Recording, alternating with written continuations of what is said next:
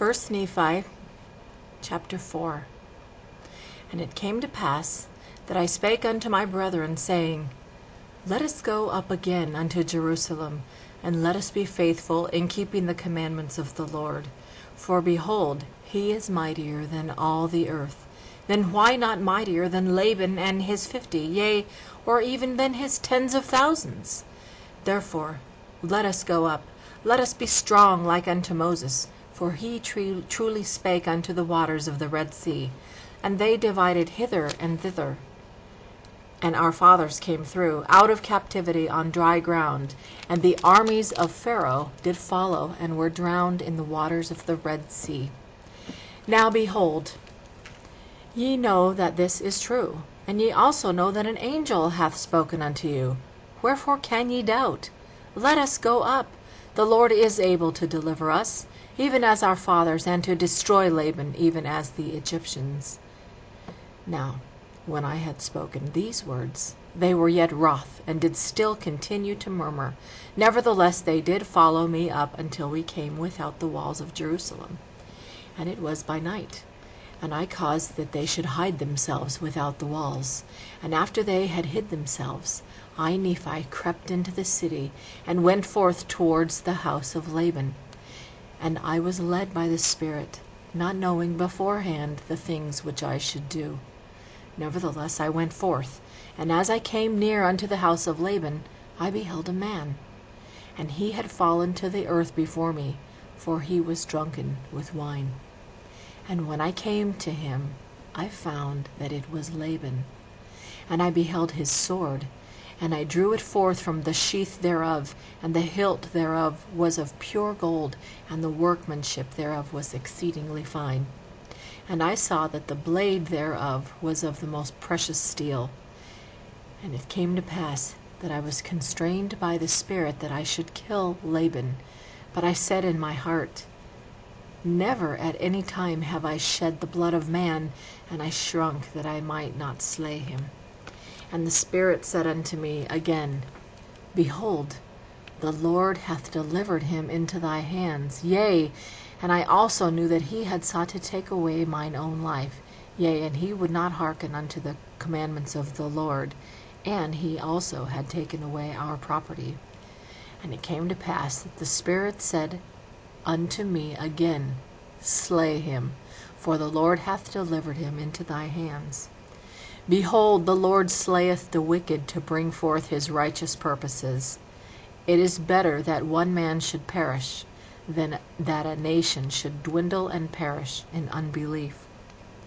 And now, when I, Nephi, had heard these words, I remembered the words of the Lord which he spake unto me in the wilderness, saying that, Inasmuch as thy seed shall keep my commandments, they shall prosper in the land of promise. Yea, and I also thought that they could not keep the commandments of the Lord according to the law of Moses, save they should have the law. And I also knew that the law was engraven upon the plates of brass. And again I knew that the Lord had delivered Laban into my hands for this cause, that I might obtain the records according to his commandments. Therefore I did obey the voice of the Spirit, and took Laban by the hair of the head, and I smote off his head with his own sword. And after I had smitten off his head with his own sword, I took the garments of Laban, and put them upon mine own body, yea, even every whit, and I did gird on his armor about my loins. And after I had done this, I went forth unto the treasury of Laban. And as I went forth towards the treasury of Laban, behold, I saw the servant of Laban, who had the keys of the treasury. And I commanded him in the voice of Laban that he should go with me into the treasury. And he supposed me to be his master Laban, for he beheld the garments and also the sword girded about my loins. And he spake unto me concerning the elders of the Jews, he knowing that his master Laban had been out by night among them. And I spake unto him as if it had been Laban.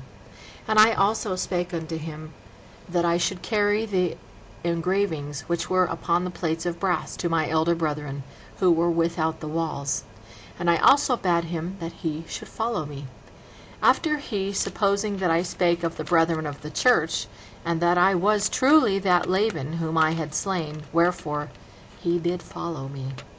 And he spake unto me many times concerning the elders of the Jews, as I went forth unto my brethren who were without the walls.